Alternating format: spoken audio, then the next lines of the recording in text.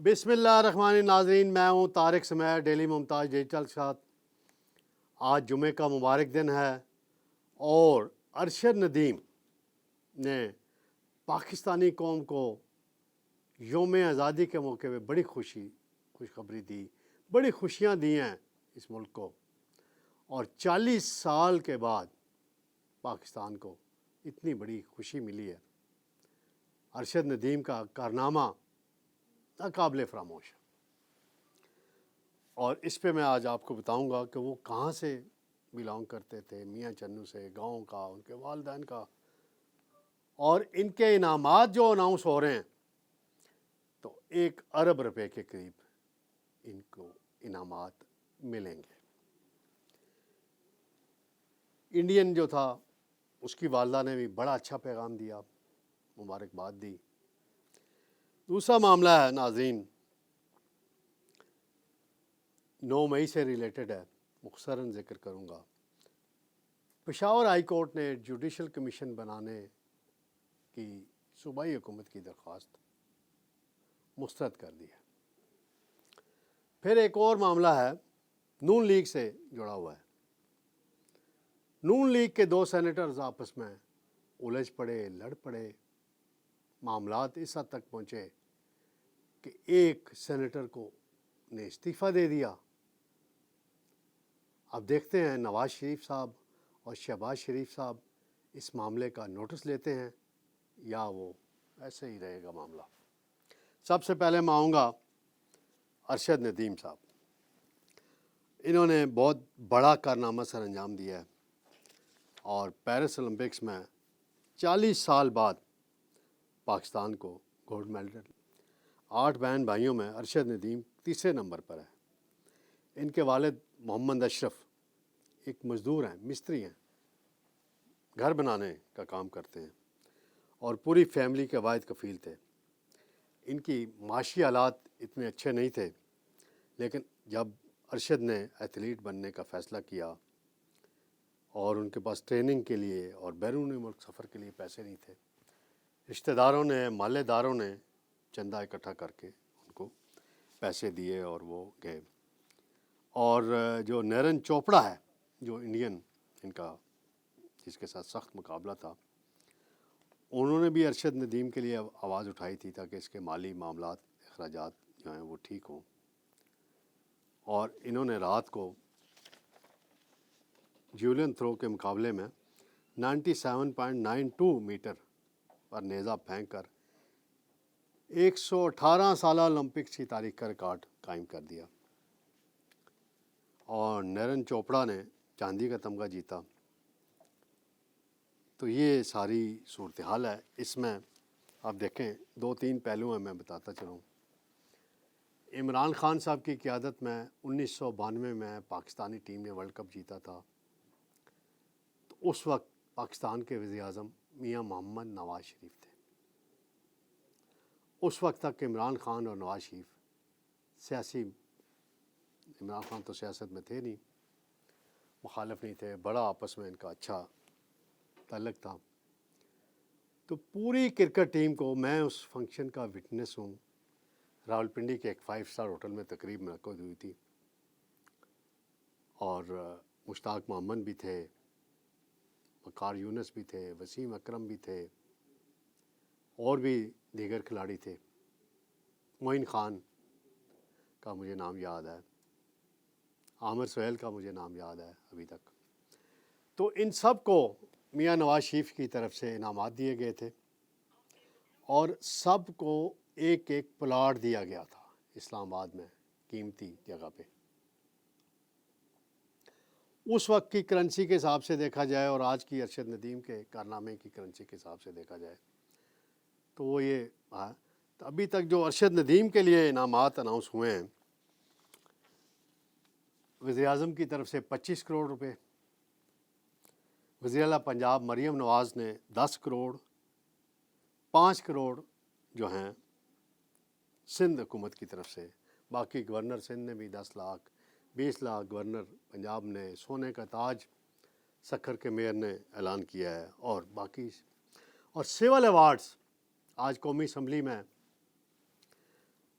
قرارداد بھی منظور کی گئی اور سیول ایوارڈ دینے کی سفارش کی گئی، لا منسٹر نے پیش کی، اور مولانا فضل الرحمان صاحب تک نے ارشد ندیم کی تعریف کی ہے، بلاول بھٹو نے تعریف کی ہے، اپوزیشن لیڈر نے، یعنی قومی اتفاق رائے تھا قومی اسمبلی کے اندر بھی کہ ارشد ندیم کا کارنامہ بڑا اہم ہے۔ تو مجھے جو لگ رہا ہے کہ ارشد ندیم صاحب کو آئندہ چند دنوں میں کو کیش انعامات کی رقم جو ہے نا وہ 50 کروڑ سے 1 ارب کے درمیان پہنچ سکتی ہے، کیونکہ جتنے چیمبر ہیں وہ بھی ایوارڈ دیں گے اور باقی شخصیات بھی ایوارڈ دیں گے، اور دوسری جو برانڈ ایمبیسڈر بھی یہ بن رہے ہیں، وہ جو اشتہارات کی کمپنیاں ہیں، بڑے بڑے بینک ہیں، بزنس کے ادارے ہیں، اور وہ بھی دیں گے۔ تو اور پاپولیرٹی ان کی بڑی ایک دم پہلے بھی تھی، اب بڑھ گئی ہے، لیکن یہ اس پاپولیرٹی سے مقابلہ نہیں ہے ابھی، نہ کرنے کی ضرورت ہے۔ قیدی نمبر 804 کی پراپرٹی سے جو پاپولیرٹی ہے وہ ایک الگ بحث ہے خان صاحب کی۔ تو اب ارشد ندیم نے جو یہ گولڈ میڈل جیتا ہے تو اتفاقاً نون لیگ کے ہی وزیر اعظم ہیں اور شہباز شریف صاحب وزیر اعظم ہیں، نواز شریف کے چھوٹے بھائی، اور رات وہ میچ بھی پورا یہ دیکھ رہے تھے اولمپکس، اور رانا مشہود ان کے ساتھ بیٹھے تھے اور بڑی ویڈیو انہوں نے ریلیز کی ہے ایسے ایسے ہاتھ لہراتے ہوئے، بڑی خوشی کا اظہار کیا۔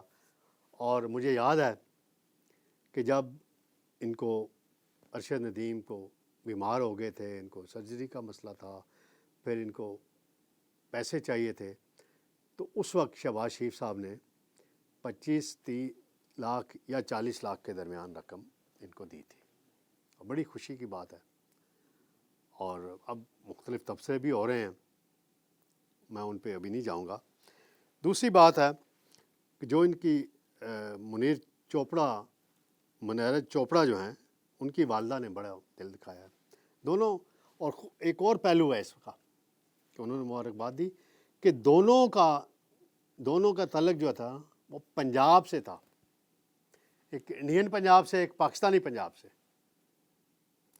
تو یہ کتنے بہادر لوگ ہوتے ہیں، کتنے پاورفل ہوتے ہیں کہ انہوں نے، سارے گورے پیچھے رہ گئے تھے، کوئی گر رہا تھا، کوئی لائن سے آگے بڑھ رہا تھا، فاؤل کر رہا تھا، تو ان دونوں نے بڑا خوب مقابلہ کیا، اور دونوں کا تعلق بھی آپس میں ہے، دوستی تعلق بھی بہت اچھا ہے۔